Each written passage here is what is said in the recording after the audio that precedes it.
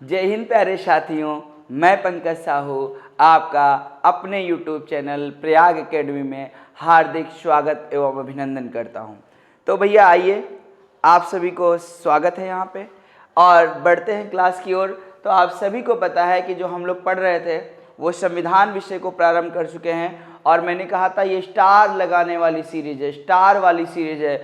अगर कंधों पर चाहिए स्टार तो आ जाएं स्टार वाली सीरीज में। तो मैंने कहा था कि आपको पिछले वीडियो में मैंने आपको भारत के संवैधानिक विकास के क्रम में कुछ चीज़ें बताई थी और इस क्रम में हमने आपको कहा था एक ईस्ट इंडिया कंपनी और दूसरा ब्रिटिश क्राउन।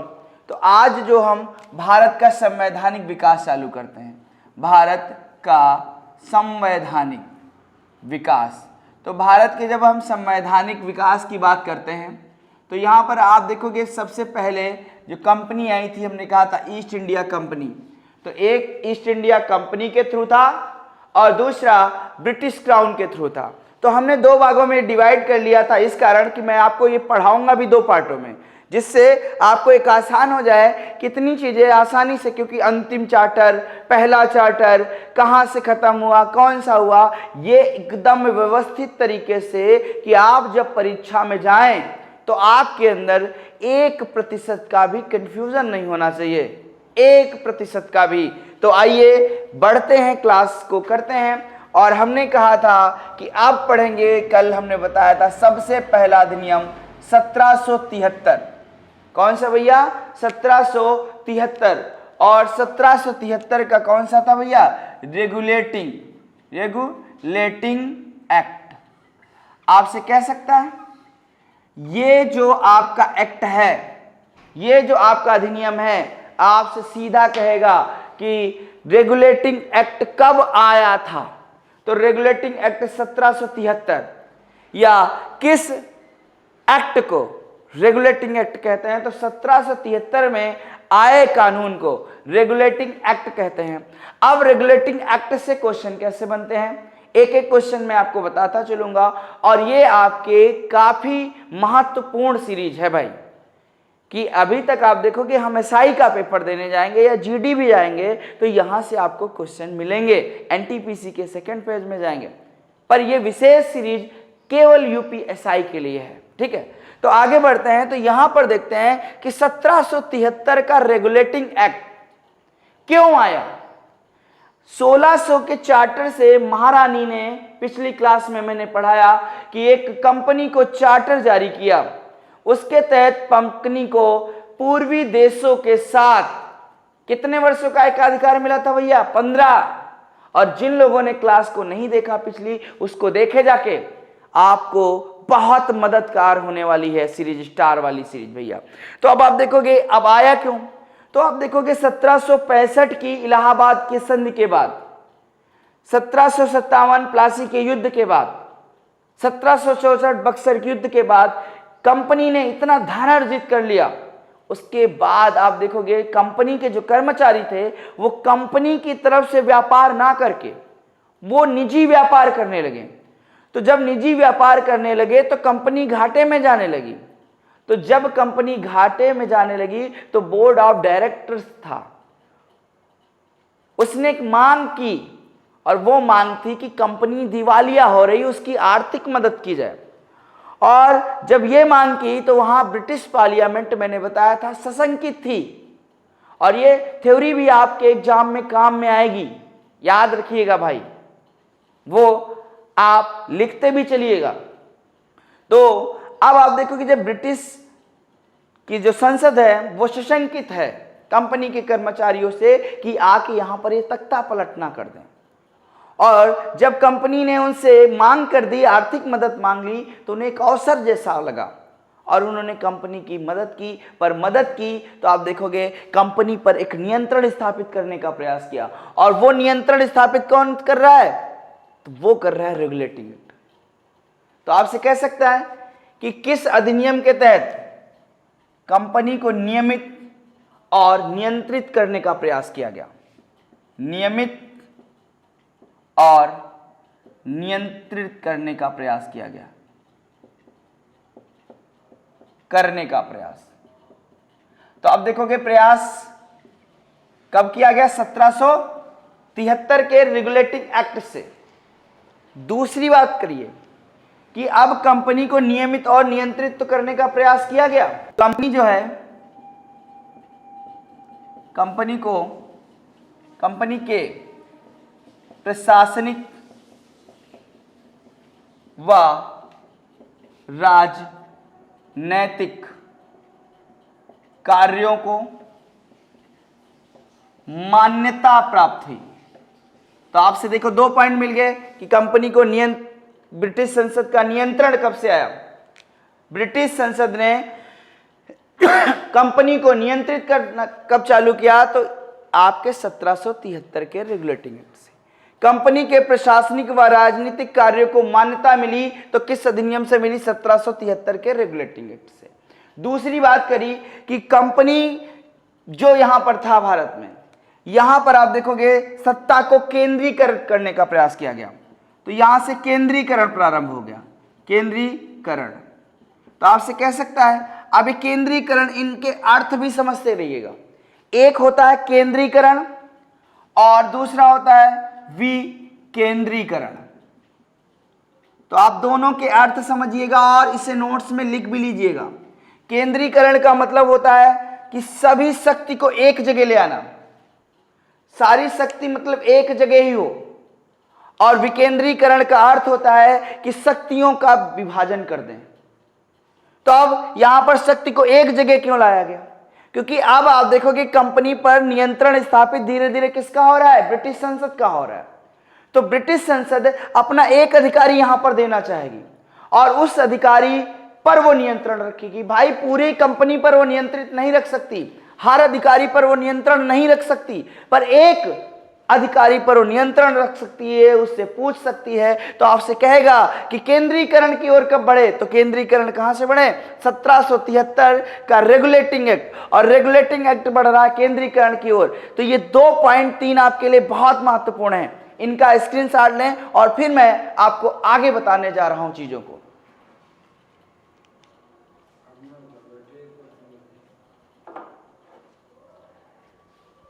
ठीक है, इसका स्क्रीनशॉट ले लिया। अब हम लोग बढ़ते हैं आगे की ओर। जब आगे की ओर बढ़ेंगे तो अब देखते हैं। तो मैंने कहा केंद्रीकरण, इसको मैं आपको समझा रहा हूं यहां पर केंद्रीकरण क्या होता है। तो केंद्रीकरण में जाएंगे तो सबसे पहले यहां पर देखिए, एक बार मैं आपको भारत का थोड़ा सा मैप बना देता हूं जिससे और चीजें समझ में आ जाए। तो आप सभी को पता है कि यहां पर जब रेगुलेटिंग एक्ट आया, तो रेगुलेटिंग एक्ट तभी आया जब अंग्रेज आप देखोगे भारत में सक्षम हो चुके हैं। तो ये कह सकते हैं कि अंग्रेजों की 3 सरकारें चल रही हैं। एक बंगाल से चल रही है, कहां से चल रही भैया? बंगाल से। एक चल रही है आपकी मद्रास से, कहां से चल रही भैया? मद्रास से चल रही है, मद्रास से। और एक हमारी सरकार चल रही है बंबई। तो हमने इन्हें कहा Bombay presidency, Bengal presidency, Madras presidency. अब क्या किया? बात मैंने कही, सत्ता का केंद्रीकरण किया गया, केंद्रीकरण। और ये आप एसआई का एग्जाम देने जा रहे हैं, आपके एक एक शब्द का महत्व समझे।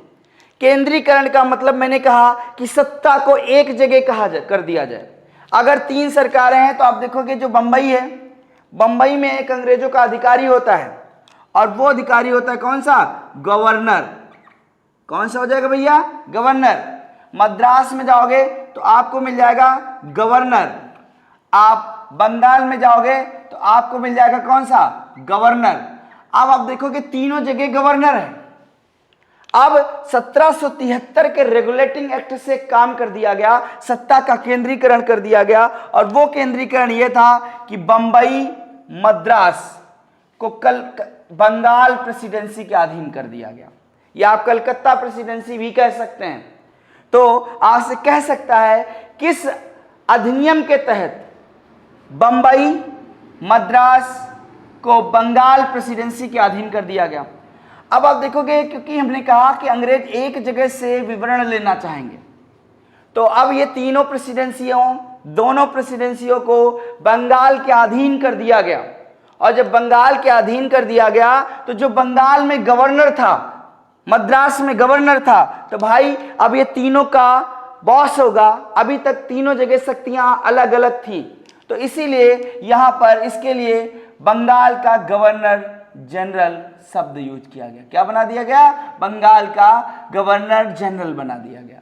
तो आपसे कहेगा कि बंगाल का गवर्नर जनरल पद का सृजन किस अधिनियम के माध्यम से किया गया भैया? तो 1773 का कौन सा एक्ट है? रेगुलेटिंग एक्ट है। मैंने कहा आप मेरे साथ जुड़ते हैं भैया, आप लोग शेयर कम कर रहे हैं, और शेयर करें, ज्यादा से ज्यादा लोगों को जोड़े कि उनको हेल्प मिल सके। तो आइए, अब ये गवर्नर है तो आपसे ये कह नहीं सकता भैया, तो यहां पर याद रखिएगा जो बंगाल है, बंगाल का गवर्नर था वारेन हेस्टिंग। कौन सा था भैया? Warren Hasting. और जब ये बंगाल का गवर्नर था तो भैया पद नाम हमने बदला है कि पावर बदल दी, गवर्नर को बस गवर्नर जनरल बना दिया। तो आपसे ये कह सकता है भैया कि बंगाल का प्रथम गवर्नर जनरल, क्या कह सकता है? बंगाल का प्रथम गवर्नर जनरल। तो बंगाल का भैया प्रथम गवर्नर जनरल कौन सा हो जाएगा? Warren Hasting. ये बहुत ज्यादा पूछे जाने वाला क्वेश्चन है और ये कंफ्यूजन भी क्रिएट करेगा। अगर आपसे ये कहे कि बंगाल का अंतिम गवर्नर, क्या बात कर दे भैया? बंगाल का अंतिम गवर्नर, और जब अंतिम गवर्नर की बात करेगा तो बंगाल का भैया अंतिम गवर्नर कौन सा हो जाएगा? Warren Hasting. क्या हो जाएगा भैया? Warren Hasting. और अगर कहे बंगाल का प्रथम गवर्नर जनरल, तब भी आप लगाओगे किसको भैया? वारेन हेस्टिंग को। ये तो एक काम हुआ। इसी कलकत्ता में, कहां पर? इसी कलकत्ता की बात कर लो। अब जब कलकत्ता की बात करोगे तो हम कह सकते कोलकाता, और इसी कोलकाता में क्या किया गया? मैंने कहा कंपनी में भ्रष्टाचार बढ़ गया है, तो कंपनी के भ्रष्टाचार को कम करने के लिए आप सभी को पता है कि न्यायिक व्यवस्था बनानी पड़ेगी। क्या बनानी पड़ेगी भैया? न्यायिक। पहली क्लास याद करें, हमने कहा था संविधान विषय को समझना है, और संविधान में हमें कुछ मिलेगा तो एक न्याय मिलेगा और दूसरा प्रशासन मिलेगा। और दो व्यवस्था किसी भी संस्था या किसी देश की अच्छी हैं तो उसका विकास बहुत तेज है, ग्रोथ रेट बहुत तेज हो जाएगा। तो अब यहां पर विकास रुक गया, अवरुद्ध हो गया विकास कंपनी का, और जब कंपनी का विकास अवरुद्ध हो गया तो यहां पर एक कलकत्ता में स्थापित किया गया एक सुप्रीम कोर्ट।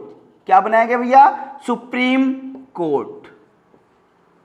तो याद रखिएगा कि कलकत्ता में सुप्रीम कोर्ट बनाया गया, और सुप्रीम कोर्ट की स्थापना आपसे यह कह सकता है कि कलकत्ता में स्थापित सुप्रीम कोर्ट की स्थापना भैया किस अधिनियम के तहत हुई? तो 1773 का रेगुलेटिंग एक्ट के तहत हुई है। आपको मजा आ रहा होगा। तो अब ये आपसे ये नहीं कह सकता है कि कलकत्ता में सुप्रीम कोर्ट तो बना, पर बना कब भैया? स्थापना कब हुई? आपसे सन पूछ देगा तो आपका आ जाएगा 1774। कब आ जाएगा भैया? 1774। तो कलकत्ता में आप देखोगे सुप्रीम कोर्ट की स्थापना कब हो गई? 1774 में। आप देखोगे मुंबई मद्रास प्रेसिडेंसी को बंगाल प्रेसिडेंसी के अधीन कर दिया गया, और बंगाल में बना दिया गया भैया गवर्नर जनरल, जो सबके ऊपर नियंत्रण करेगा भैया। और एक बनाया गया कौन सा? Supreme court. इसका लें स्क्रीनशॉट, फिर मैं करूं रफ और फिर बढ़े भैया आगे की ओर। और भैया आप लोग पढ़ते रहिए, नोट्स बनाते रहिए, और वीडियो को शेयर करते रहिए, लाइक करते रहिए, क्योंकि आप देखोगे हमने कहा है जितना शेयर करेंगे, जितना लाइक करेंगे तो हम उतने लोगों तक पहुंचेंगे और उतने लोगों की सफलता में सहायक बन सकेंगे। बस मेरा यही उद्देश्य है। तो आइए भैया अब बढ़ते हैं आगे की ओर। तो कहा गया कलकत्ता में एक बन गई क्या भैया? Supreme court. ये है न्याय की व्यवस्था। पर अगर सुप्रीम कोर्ट स्थापित हो गया है तो आपको पता होगा, सभी को एक चीज मालूम है कि जब कोई संस्था बनती है तो उसके संचालन के लिए हमें कुछ लोगों की आवश्यकता होती है। किसकी होती है? कुछ लोगों को की आवश्यकता होती है। तो ये जो सुप्रीम कोर्ट है, ये 4 सदस्यीय है। कितने सदस्यीय है? 4 सदस्यीय है। तो आपसे कह सकता है कि कलकत्ता सुप्रीम कोर्ट कितने सदस्य था? सदस्य का मतलब यह है कि कलकत्ता सुप्रीम कोर्ट में कितने न्यायाधीश थे। तो कितने न्यायाधीश थे भैया? 4।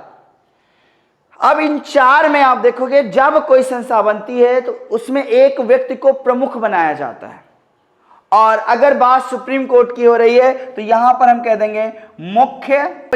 तो भैया मुख्य न्यायाधीश, तो आपसे कह सकता है कि जो 1774 में कलकत्ता में स्थापित सुप्रीम कोर्ट था उसके अध्यक्ष मतलब मुख्य न्यायाधीश कौन थे? तो भैया मुख्य न्यायाधीश हो जाएंगे आपके एलिजा इम्पे। तो अगर आपसे कभी पूछ दिया जाए कि 1774 में स्थापित सुप्रीम कोर्ट का अध्यक्ष मतलब मुख्य न्यायाधीश कौन था, तो एलिजा इम्पे। अब मैंने कहा कितने सदस्य थे भैया? 4। तो इनकी सहायता के लिए 3 लोग आएंगे। तो इन 3 अन्य न्यायाधीश, अगर आपसे कह दे कि सुप्रीम कोर्ट में अन्य न्यायाधीश, तो यहां पर आपके हाइड हो जाएंगे भैया। कौन से हो जाएंगे? हाइड। आपके लिमेस्टर हो जाएंगे। कौन से हो जाएंगे भैया? लिमेस्टर। और हो जाएंगे चैम्बर्स।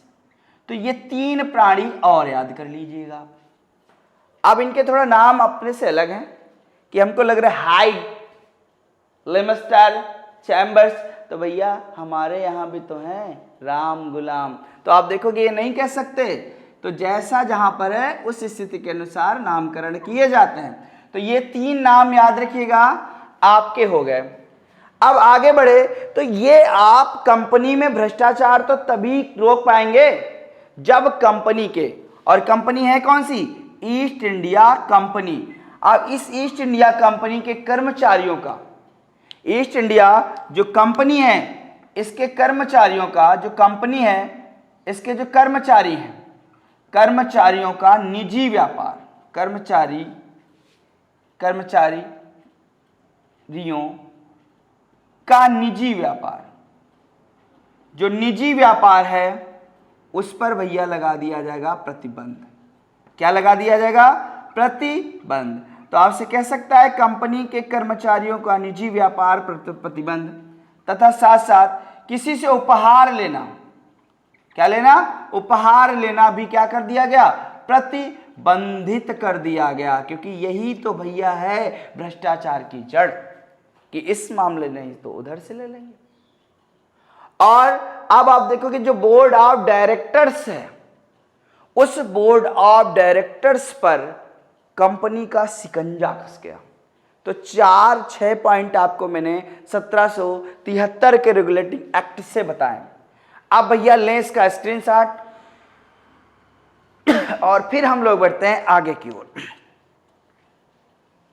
तो आगे जब बढ़ेंगे तो अब हमें मिल जाएगा, कल हमने आपको बताया था सेटलमेंट।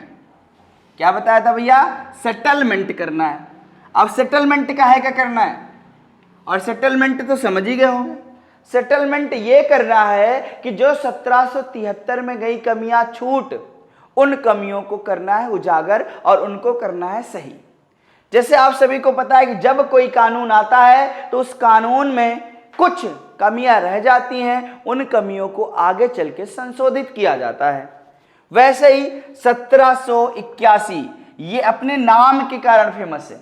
आपसे एक पूछ सकता है कि 1781 में जो अधिनियम आया वो किस नाम से आया? तो भैया किस नाम से आया? सेटलमेंट के नाम से आया, सेटलमेंट एक्ट, या इसे ही आप अधिनियम कह सकते हो। तो अब 1781 वाले अधिनियम में एक काम किया गया, और वो काम ये था कि जो कलकत्ता में सरकार बनी, कहाँ बनी? कोलकाता में एक सरकार बनी, और इस सरकार के अधीन आप देखोगे अभी तक क्या था? इनको अधीन किया गया था। पर ये कलकत्ता की सरकार अब बिहार, ओडिशा के लिए विधि बनाने का अधिकार दे दिया गया। क्या दे दिया गया? विधि बनाने का अधिकार। तो आपसे कह सकता है कि कलकत्ता की सरकार को बंगाल, बिहार, ओडिशा के लिए विधि बनाने का अधिकार कब से मिला? तो विधि बनाने का अधिकार कहां से भैया? सेटलमेंट एक्ट से मिला। कहां से मिला भैया? सेटलमेंट एक्ट से बना। पर यहां पर आप देखोगे अभी जो अधिनियम आ रहे हैं वो लगातार आ रहे हैं, क्योंकि पहला अधिनियम 1773 में आया तो उसमें कुछ खामियां हैं। अभी 1781 तक नहीं पता चल पाया, आगे चल के खामियां पता चलेंगी और उन खामियों को हम धीरे धीरे दूर करते रहेंगे। तो एक आ गया। इसके बाद मैंने आपको बताया था कल 1784, और 1784 का एक्ट था पिट्स इंडिया। कौन सा था भैया? Pitt's India act. और ये जो पिट्स इंडिया एक्ट था ये आपकी परीक्षा में काफी महत्वपूर्ण है।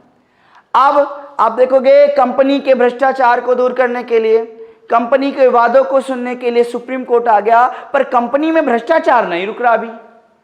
तो यहां पर क्या किया गया कि कंपनी के कार्यों को पृथक कर दिया गया, और जब कंपनी के कार्यों को पृथक किया गया तो हम इसे द्वैध व्यवस्था भी कह सकते हैं। द्वैध शासन, द्वैध व्यवस्था। अब इसमें द्वैध व्यवस्था में क्या जाओगे तो एक काम कर दिया गया व्यापारिक, कि व्यापारिक मामलों को केवल व्यापारिक वाला आदमी सुनेगा, और एक काम बांटा गया प्रशासनिक। एक मामला कौन सा आ गया? व्यापारिक, और एक मामला कौन सा आ गया? व्यापारिक।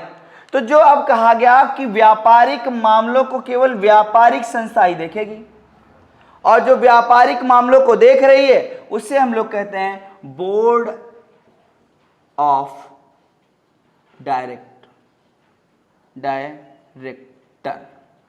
क्या कह देंगे भैया? Board of director. तो जो व्यापारिक मामलों वाली संस्था है भैया वो क्या कहला गई? बोर्ड ऑफ डायरेक्टर कहला गई भैया, बोर्ड ऑफ डायरेक्टर। तो आपसे ये कह सकता है कि बोर्ड ऑफ डायरेक्टर का गठन किस अधिनियम के तहत हुआ था? तो भैया 1784। यहां पे भैया 1784 कर लीजिएगा। तो 1784 में कौन सा एक्ट आया? पिट्स इंडिया एक्ट आया। अब बात फंसी, व्यापारिक मामले तो हो गए। जैसे आप देखोगे, आपने कहीं देखा होगा कि जो व्यापारिक संस्था है वहां पर देखा होगा निर्देशक लिखा होता है, डायरेक्टर्स लिखा होता है, पर जहां पर प्रशासनिक मामले होते हैं तो वहां पर आप देखते कंट्रोल। भाई कंट्रोल रूम में फोन करिए कि भाई प्रशासनिक मामले तो आप एसआई दरोगा वाले ही लोग तो देखते हैं, तो आपने सुना नहीं कंट्रोल रूम। तो प्रशासनिक मामलों के लिए कहा गया board of control, board of control, या कंट्रोलर भी कह सकते हो, बोर्ड ऑफ कंट्रोलर। तो अब आप देखिएगा कि जो बोर्ड ऑफ कंट्रोलर के लिए कौन से मामले हो गए? प्रशासनिक मामले हो गए भैया। तो आपसे कह सकता है कि द्वैध शासन किस अधिनियम से आया? तो 1784 पिट्स इंडिया एक्ट के लिए। और यही पिट्स इंडिया एक्ट आप देखोगे, बंगाल का प्रथम गवर्नर कौन था? कौन मिला हमको भैया? वारेन हेस्टिंग मिला था। कौन सा मिला भैया? वारेन हेस्टिंग मिला। और ये जो वारेन हेस्टिंग है इसी ने पिट्स इंडिया के विरोध में अपना त्याग पत्र दे दिया था। क्या दे दिया था भैया? त्याग पत्र दे दिया था। तो याद रखिएगा कि किस गवर्नर जनरल ने पिट्स इंडिया एक्ट का विरोध में अपना त्याग पत्र दे दिया? तो त्याग पत्र किसने दे दिया भैया? आपके वारेन हेस्टिंग ने दे दिया गया। इसका लें स्क्रीनशॉट और फिर धीमे से हम लोग बढ़ते हैं आगे की ओर। अब आगे बढ़ेंगे तो अब चलेंगे 1793 वाले में। कहां पर चलेंगे? और मैं यहां से आपको ज्यादा नहीं पढ़ाऊंगा, इतनी चीजें पर मैं जरूर कराऊंगा कि जो आपकी परीक्षा में यहां से सवाल बचे ही ना। अगर यहां से सवाल बने तो वो सवाल आपको आता हो, मैं ऐसा करूंगा भैया। तो अब 1793 वाले अधिनियम में पहुंच गए। किस में पहुंच गए भैया? 1793। अब 1793 में आप देखोगे आपका आ जाएगा चार्टर अधिनियम। कौन सा आ जाएगा भैया? चार्टर अधिनियम आ जाएगा। और इस चार्टर अधिनियम में कई काम होंगे। तो आप देखोगे जब 1600 के चार्टर से कंपनी आई तो उसे 15 वर्षों का एकाधिकार मिला। यहां पर 1773 के चार्टर से उसको 20 वर्ष का एकाधिकार मिला। कितने वर्ष का एकाधिकार मिला? 20 वर्षों का एकाधिकार प्राप्त हुआ। दूसरी बात, अब धीरे धीरे जो कंपनी है उसका जो नियंत्रण है वो भारत पर सशक्त होता चला जा रहा है। तो जो कंपनी के कर्मचारी हैं उनको वेतन देने की व्यवस्था भारतीय बोर्ड से कर दी गई। किससे कर दी गई? भारतीय बोर्ड से। तो आपसे कह सकता है कि किस अधिनियम के तहत कंपनी के कर्मचारियों को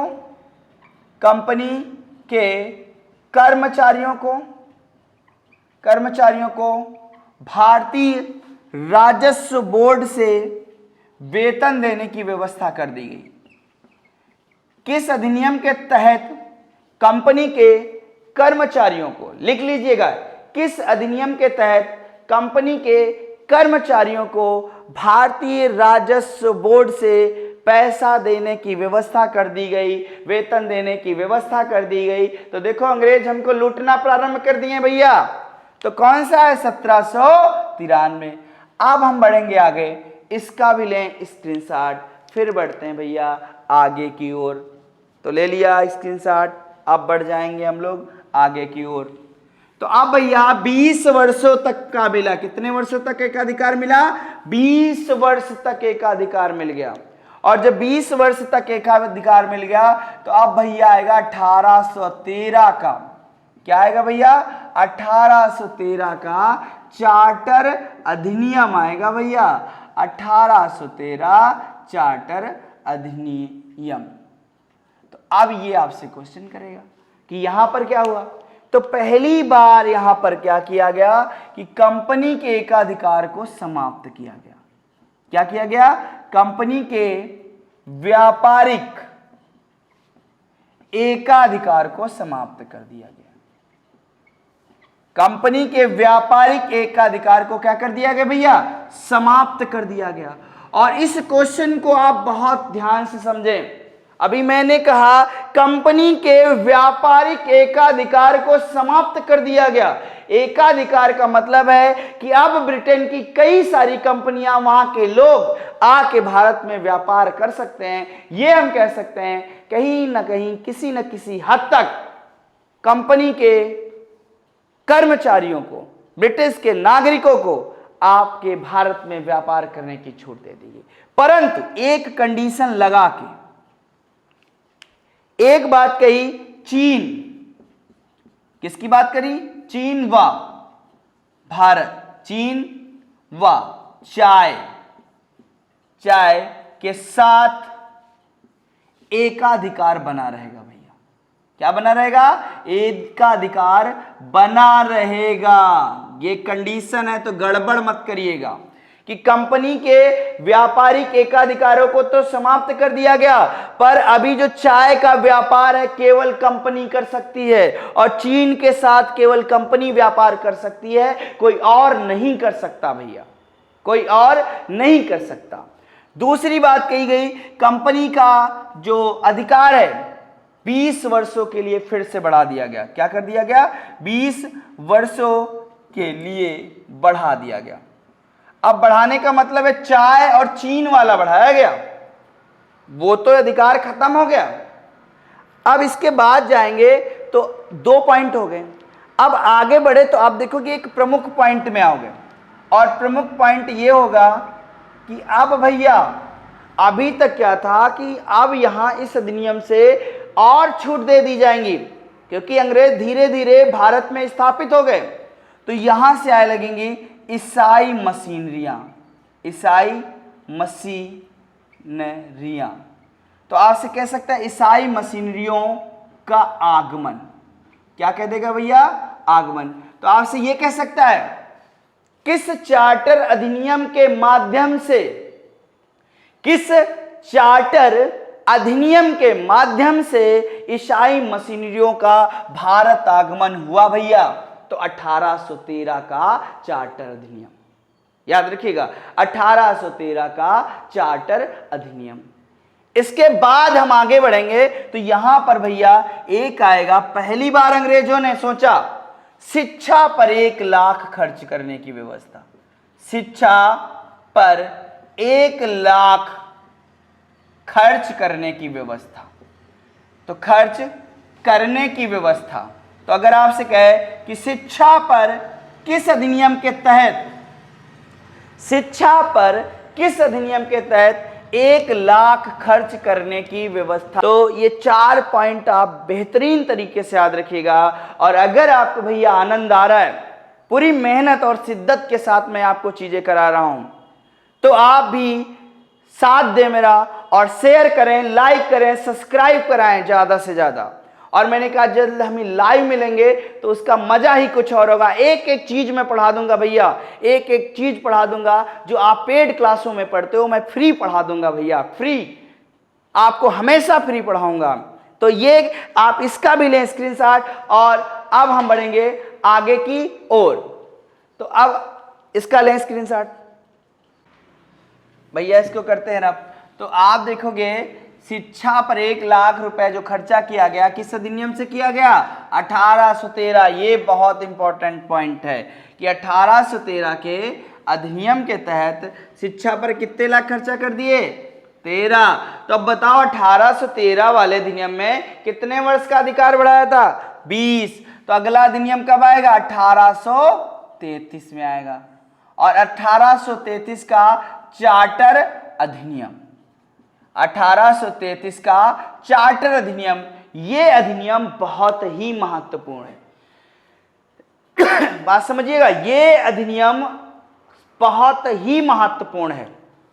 तो इसमें देखते हैं क्या क्या चीजें बन सकते हैं, कितने क्वेश्चन मेरे बनेंगे। तो पहला देखते हैं, तो यहां पर कहा गया कि जो कंपनी है, कौन सी है?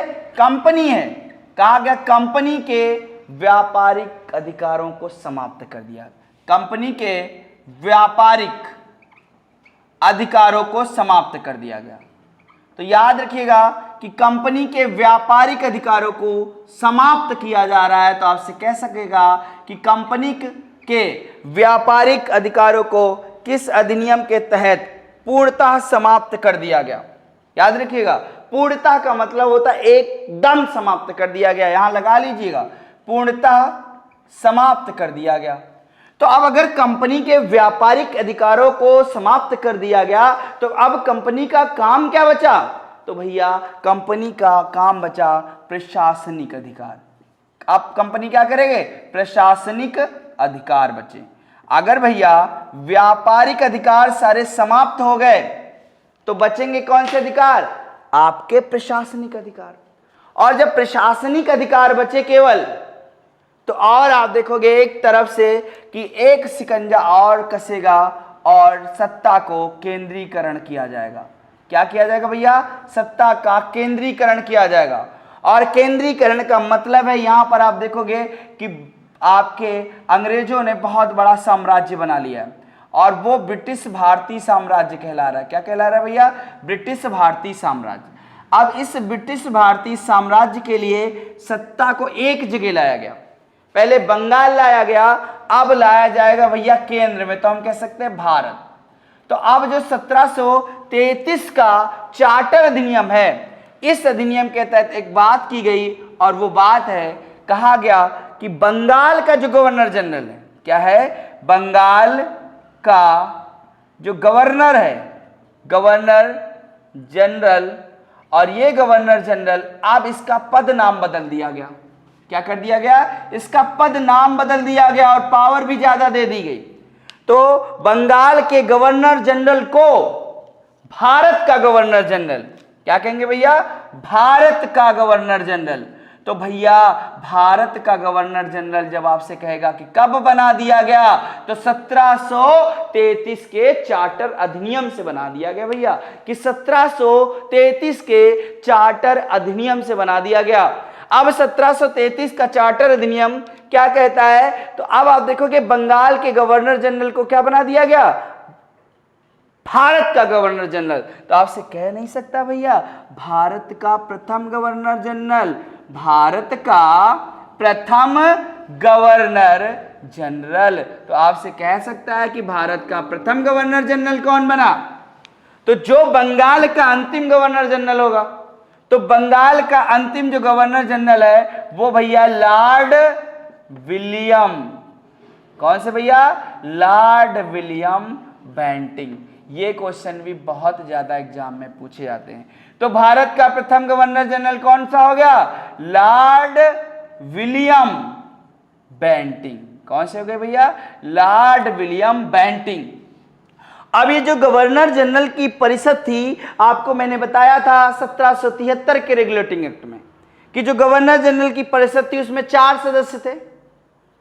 84 में एक पॉइंट लिख लीजिएगा कि वहां पर 84 में क्या किया गया? गवर्नर जनरल की परिषद में सदस्यों की संख्या 3 कर दी गई।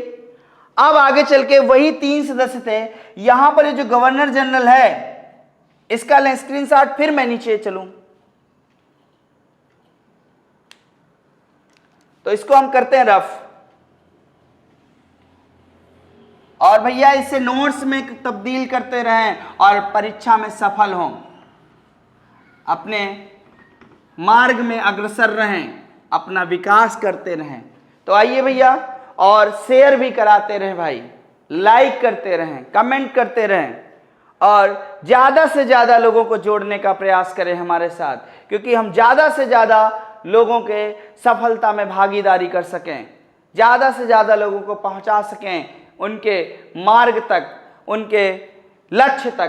तो आइए भैया, अगर लक्ष्य पर सटीक निशाना लगाना है, दरोगा में भैया पूरा संविधान करना है, तो जुड़ जाएं भैया स्टार वाली क्लास से। मैंने कहा आप कुछ नहीं छोड़ कर आएंगे, सारी चीजें करके आएंगे भैया एग्जाम में। तो स्टार वाली क्लास, अगर कंधों पे चाहिए स्टार तो आए स्टार वाली क्लास में भैया। अब बढ़ते हैं आगे। तो हमने कहा कि गवर्नर जनरल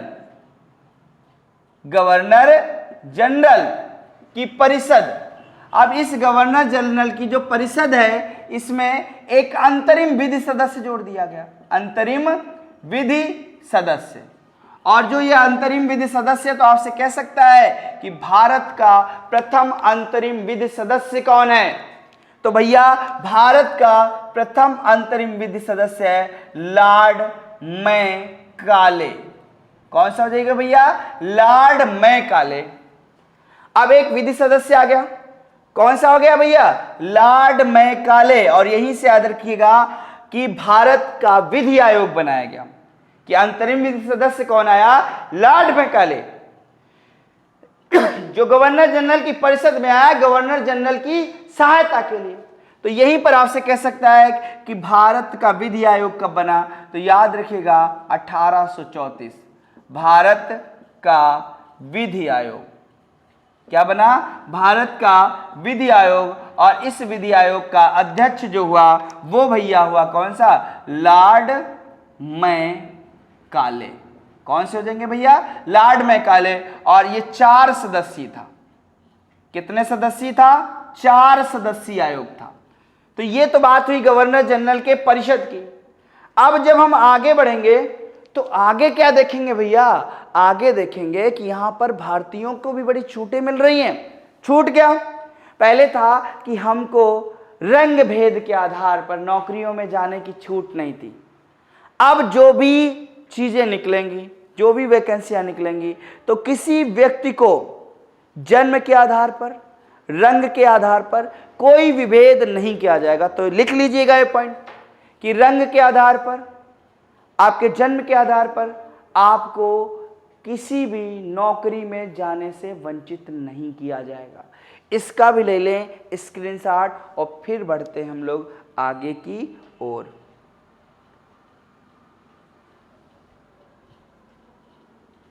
अब चलिए, तो अब यहां पर देखिएगा, अंग्रेजों ने अपने लिए नहीं, कभी कभी हम भारतीयों के हित की भी बात की। तो भारत में आपने देखा होगा दास प्रथा चल रही है, प्राचीन से ही चल रही है। लोग दासों को रखते हैं, बंधुआ मजदूरी। तो अब देखिएगा इसी चार्टर अधिनियम के तहत ये दास प्रथा थी। कौन सी प्रथा भैया? दास प्रथा को विधि विरुद्ध घोषित कर दिया गया, विधि विरुद्ध घोषित कर दिया गया। तो आपसे कह सकता है कि दास प्रथा को विधि विरुद्ध किस अधिनियम के तहत घोषित किया गया? तो दास प्रथा को विधि विरुद्ध आप देखिएगा 1833 के अधिनियम से किया गया। आगे चलेंगे तो यही जो दास प्रथा है भैया, कौन सी प्रथा? दास प्रथा। और 1843 में दास प्रथा का उन्मूलन कर दिया गया। तो आपसे कह सकता है उन्मूलन कर दिया गया। तो दास प्रथा का याद रखिएगा, उन्मूलन कब किया गया? तो 1843 के तहत किया गया। दास प्रथा को विधि विरुद्ध किस अधिनियम के तहत घोषित किया गया? तो आप देखोगे 1833 के तहत किया गया। तो अब आप देखिएगा कि अब हम बढ़ते हैं आगे की ओर। अब बढ़ते हैं भैया आगे की ओर। जब आगे बढ़ेंगे तो अब हम लोग पढ़ेंगे 1853 का चार्टर अधिनियम। और ये चार्टर अधिनियम बहुत ही महत्वपूर्ण है, क्योंकि इस चार्टर अधिनियम में आपने देखा कि 1853 का ये अंतिम चार्टर अधिनियम है। कैसा भैया? अंतिम चार्टर अधिनियम। इसके बारे में मैंने पिछली क्लास में आपको चीज़ें बताई भी थी। तो जिन लोगों ने पिछला वीडियो नहीं देखा है वो देखें, आपके लिए बहुत ही मददगार साबित होगा और एक क्रम भी हो जाएगा, आपके नोट्स तैयार हो जाएंगे। तो 1853 के चार्टर अधिनियम में क्या ऐसी चीजें हुई? तो सबसे पहले आप देखिएगा जो गवर्नर जनरल की परिषद है, क्या है? गवर्नर जनरल की परिषद है। इसमें आप देखोगे एक अलग पृथक आ गया। पृथक क्या आ गया? तो आप देखिएगा विधि वाले मामले, और दूसरा है प्रशासनिक मामले, प्रशासनिक मामले। तो विधि मामलों और प्रशासनिक मामलों को पृथक कर दिया गया। तो आपसे कहेगा किस चार्टर अधिनियम के तहत? प्रशासनिक व विधि के मामलों को, कानून के मामलों को अलग कर दिया गया। दूसरी बात आप देखिएगा कि मैंने आपको 1833 वाले में बताया कि जो विधि सदस्य पहला आया लॉर्ड मैकाले आए, और वो जो लॉर्ड मैकाले आए उन लॉर्ड मैकाले को आप देखोगे अंतरिम विधि सदस्य कहा गया। और इस बार आप देखोगे गवर्नर जनरल की परिषद में इसे पूर्ण विधि सदस्य बना दिया गया। पूर्ण विधि सदस्य। तो आपसे कह सकता है कि विधि सदस्य को पूर्ण विधि सदस्य का दर्जा कौन सा चार्टर अधिनियम देता है? तो 1853 का चार्टर अधिनियम। गवर्नर जनरल की परिषद में विधि के मामले अलग और प्रशासनिक मामले अलग। जैसे 1784 में आप बोर्ड ऑफ डायरेक्टर्स को और बोर्ड ऑफ कंट्रोल को देखते हैं, वैसा ही यहां पर हुआ। अब आगे बढ़े तो आप देखोगे कि आपको मैंने बताया था 1834 में बनाया भारतीय विधि आयोग। क्या भैया? भारतीय विधि आयोग का गठन, यही तो बताया। अब इस भारतीय विधि आयोग की समीक्षा के लिए, इस भारतीय विधि आयोग की समीक्षा के लिए, तो याद रखिएगा भारतीय विधि आयोग की समीक्षा के लिए, तो भारतीय विधि आयोग की समीक्षा के लिए इंग्लैंड में विधि आयोग बनाया गया। इंग्लैंड में विधि आयोग की स्थापना। तो आपसे कह सकता है कि भारतीय विधि आयोग की समीक्षा के लिए इंग्लैंड में विधि आयोग कब बनाया गया? तो भैया विधि आयोग आपका बना दिया गया कब? आपका बन गया 1853 के चार्टर अधिनियम से। अब हम आगे बढ़ते हैं। तो दूसरी बात जो कंपनी में आप देखोगे, मैंने कहा 1800 ईस्ट इंडिया कंपनी में मैंने आपको एक चीज बताई और कहा कि 1833 के अधिनियम से कंपनी में उस बात को हटा दिया गया कि किसी को जन्म के आधार पर नौकरी नहीं देंगे, किसी को रंग के आधार पर नहीं देंगे, अब योग्यता के आधार पर नौकरी दे देंगे। पर वहां पर अभी भी मनोनयन चल रहा है, जिसको चाहेंगे उसको दे देंगे।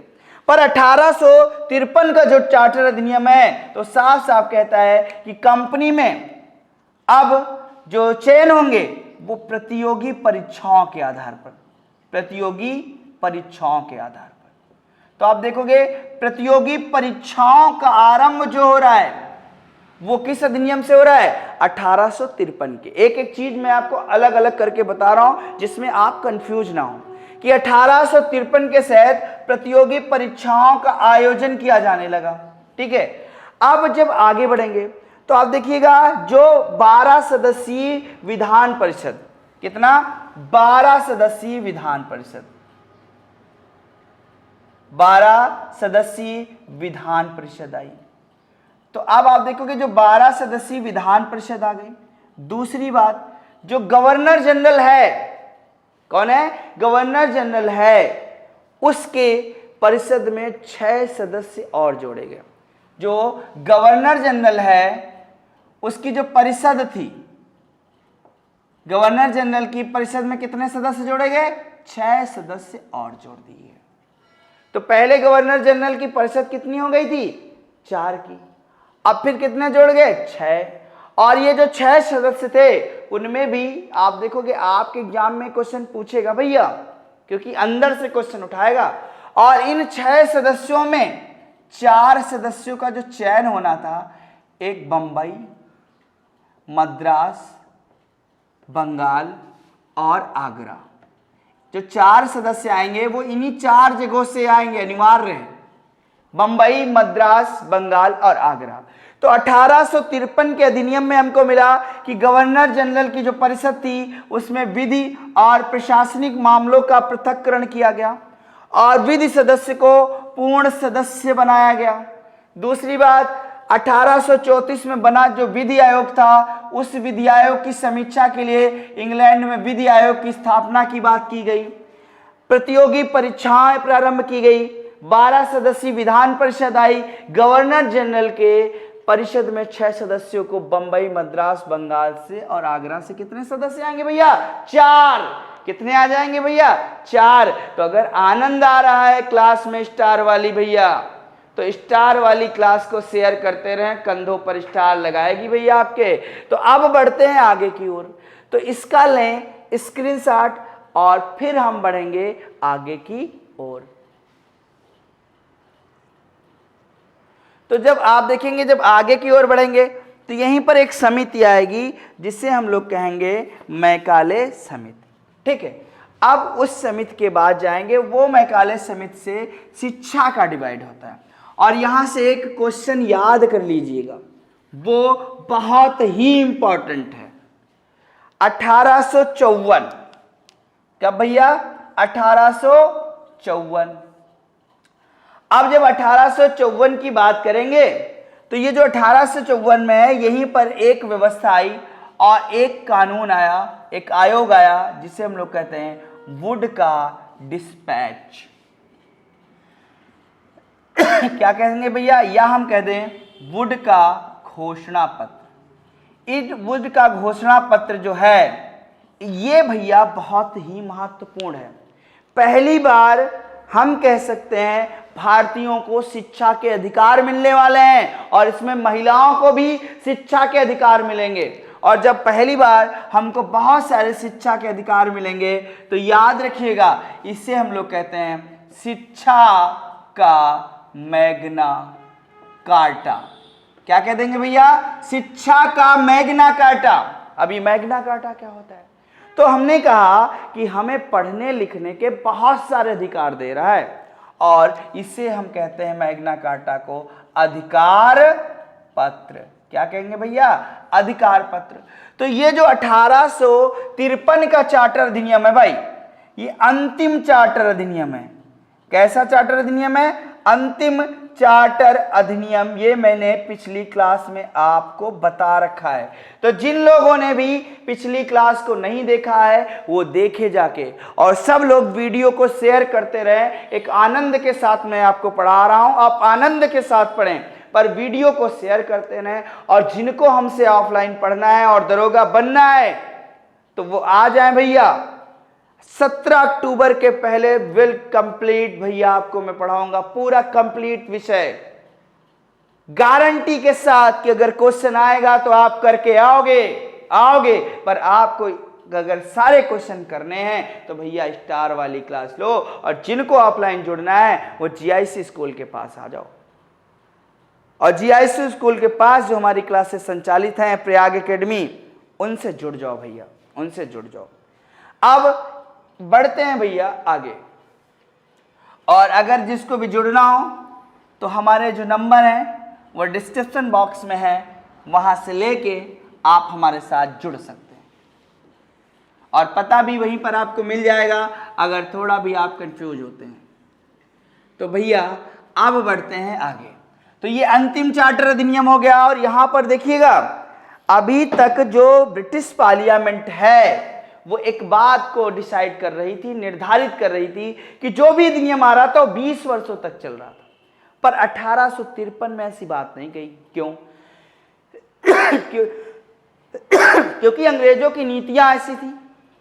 उन नीतियों के कारण भारत में एक विद्रोह का स्वर उठ रहा था और वो विद्रोह का स्वर वो 1857 के विद्रोह के रूप में फूटा। और जब 1857 के विद्रोह के रूप में फूटा तो कंपनी के प्रशासनिक अधिकार को भी समाप्त किया गया। और जब व्यापारिक तो 33 में, 58 में प्रशासनिक भी, तो अब काम कौन करेगा? तो ब्रिटिश क्राउन करेगी भैया, ब्रिटिश क्राउन करेगी। अब जब ब्रिटिश क्राउन पर जाएंगे तो ये जो पार्ट है 1858, मैं पार्ट कर रहा हूं आप लोगों का, मैंने ध्यान भी दी बात को कि 1 घंटे से ऊपर क्लास जाए तो मैं 1 घंटे के ऊपर क्लास ले जाने का पूरा प्रयास कर रहा हूं। आपकी पिछली क्लास थी भी, पर इस पार्ट को हम अलग से पढ़ेंगे तो जिससे कंफ्यूजन ना हो। तो आज के लिए हम क्लास को यहीं रोकते हैं और फिर मिलते हैं कल एक नई ऊर्जा और नए जोश के साथ।